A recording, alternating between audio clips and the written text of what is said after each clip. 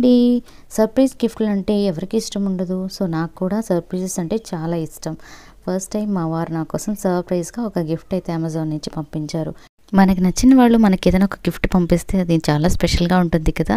So నాకు కూడా ఆ రోజు చాలా స్పెషల్గా అనిపించింది. ఇప్పటివరకు ఎవరు నాకు సర్ప్రైజ్ ఇవ్వలేదు, మా వారు ఇచ్చారనమాట.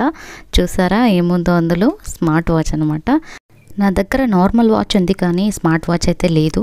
సో ఇప్పుడు అది కూడా ఫుల్ఫిల్ అయిపోయింది. చాలా హ్యాపీగా అనిపించింది. నా బర్త్డేకి నాకు ఒక సర్ప్రైజ్ మా వారి నుంచి అనేసి. యాక్చువల్లీ మర్చిపోయారనుకున్నాను అండ్ నాకే తెలియకుండా సర్ప్రైజ్గా నాకు గిఫ్ట్ అయితే ఇచ్చారు. నాకు చాలా హ్యాపీగా అనిపించింది.